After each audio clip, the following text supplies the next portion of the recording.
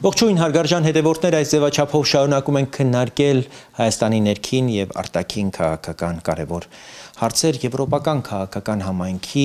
8-րդ գագաթնաժողովի Երևանում անցկացնելու մասին որոշումը պարզապես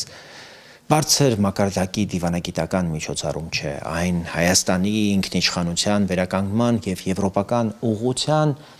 խորքային, հիմնարար, անշրջելի ընտրության փաստացի հաստատումն է։ Այս իրադարձությունը առաջին անգամ հենց պետք է ասել հիմնարար կերպով դնում է Հայաստանը ոչ թե միջազգային գործընթացների կողքին, այլ հենց դրանց կենտրոնում, որպես ռեգիոնալ, որպես տարածաշրջանային ռազմավարական որոշումների կայացման ակտիվ, որպես գործնական մասնակից։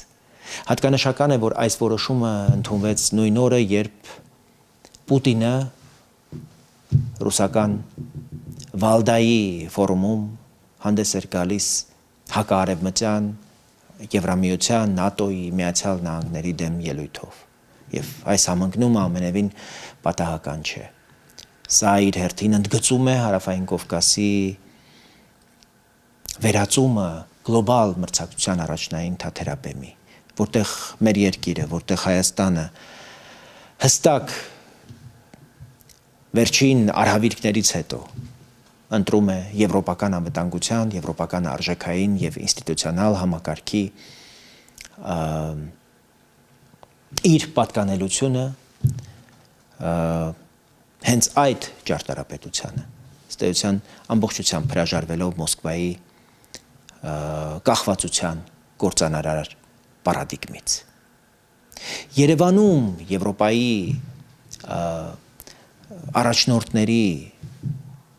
գագաթնաժողովը ոչ միայն քաղաքական նշանակության իրադարձություն է, այլև աշխարհաքաղաքական կարևոր ուղերձ ազդանշան։ Փաստելով, որ Հայաստանն այլևս դիտարկվում է որպես առանցքային հենակետ Եվրամիության եւ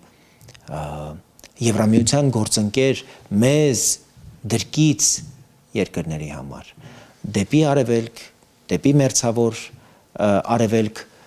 ընդարձակման ռազմավարության շրջանակներում։ Երևանի վրա դրված այս դերը ըստ էության բալանսավորում է, հավասարակշռում է Թուրքիայի եւ Ռուսաստանի ավանդական այս տարածաշրջանում ունեցած ազդեցությունը, ձևավորելով եվրոպական ներկայության նոր հարթակ, նոր պլատֆորմ Հարավային Կովկասում։ Սա իր հերթին նաև հստակ ուղերձ է, որ Հայաստանի ապագան չի կարող կառուցվել արտաքին դերակատարների, արտաքին հովանավորների կամ ռազմական բլոկերի միակողմանիության վրա։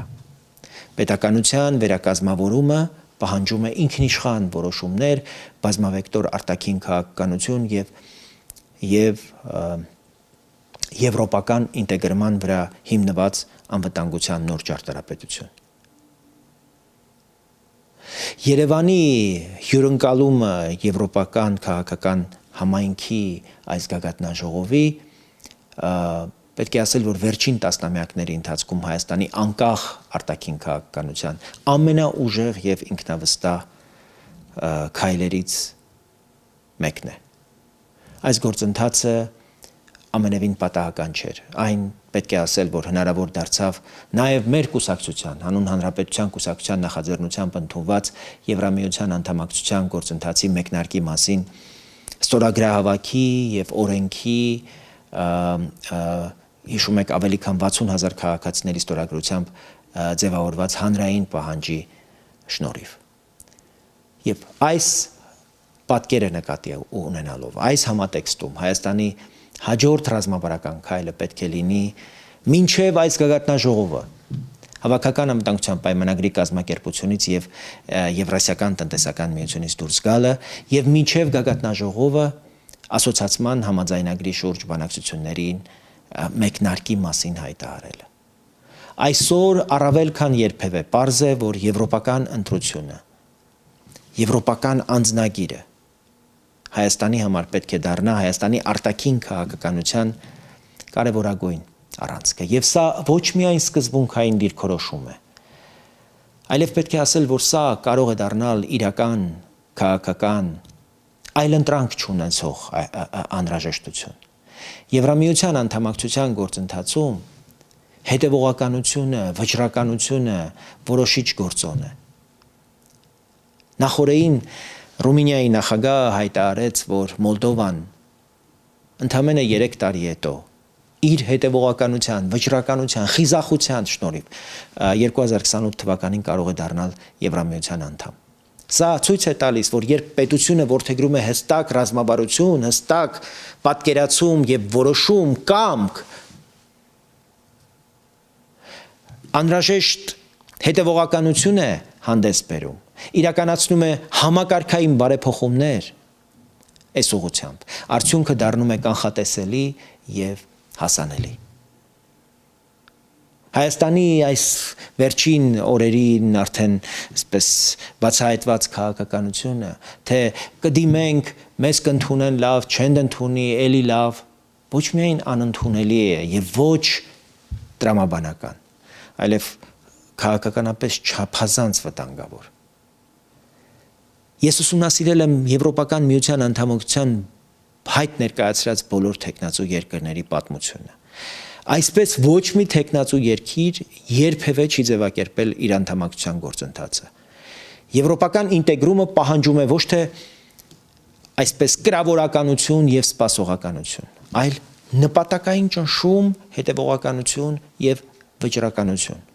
Օրենսդրությունից մինչև կառավարման համակարգ, տնտեսությունից մինչև արդարադատություն։ Եվ Երևանում հաջորդ տարի գարնանը մայիսի 4-ին անցկացվող այս գագաթնաժողովը պետք է ասել, որ պիտի դառնա Հայաստանի Եվրոպական միության անդամակցության ուղղակի